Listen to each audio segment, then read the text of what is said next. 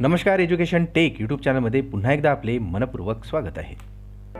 कर्मचाऱ्यांना पेन्शनचा नवा पर्याय खुला. जुन्या पेन्शनप्रमाणे अद्याप सुधारित पेन्शन योजनेमध्ये काही लाभांची तरतूद नाही.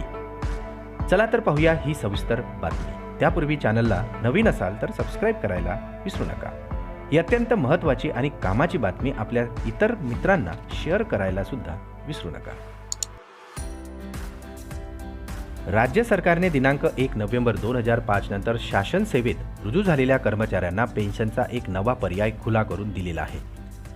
या नव्या पेन्शन पर्यायामुळे आता कर्मचाऱ्यांना नेमके कोणते लाभ प्राप्त होत असले तरी अजूनही या पेन्शन योजनेत काही लाभ मिळत नसल्याने कर्मचाऱ्यांची अजूनही मागणी आहे.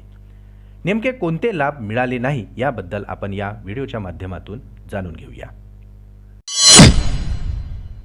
जुन्या पेन्शन योजनेमध्ये कर्मचाऱ्यांना जमा रक्कम आणि त्यावर 8% व्याज तसेच गरजेनुसार परतावा आणि बिना परताव्याच्या अटीवर सेवा कालावधीमध्ये रक्कम वापरण्यास मुभा आहे.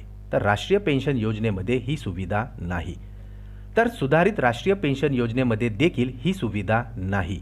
परंतु कर्मचारी अंशदान अधिक त्यावरील व्याज अशी एकत्रित रक्कम सेवानिवृत्तीच्या वेळी कर्मचाऱ्याला परत द्यावी अशी मागणी आता केली जात आहे. जुन्या पेन्शन योजनेमध्ये 40% पेन्शन रकमेचे नोकरीतील एकूण महिन्याच्या कमाल 66 महिन्याच्या 2 पट अंशराशीकरण अनुदेय आहे. तर राष्ट्रीय पेन्शन योजना आणि सुधारित पेन्शन योजनेमध्ये हा लाभ लागू केलेला नाही. पुन्हा भेटू आमच्या यूट्यूब चॅनलमध्ये नवीन अपडेट्स. तोपर्यंत काळजी घ्या, आनंदी रहा. नमस्कार.